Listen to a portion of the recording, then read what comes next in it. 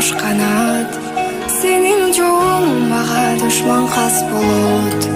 Мына биздин достугубуз сыяктуу, балдарыбыз бири-бирине дос болот. Менин досум, мен ар кез жактаган. Менин досум, өзүң менен мактанам. Адал досуң кыйын кезде колдогон. Менин досум бардыгынан жакшы адам.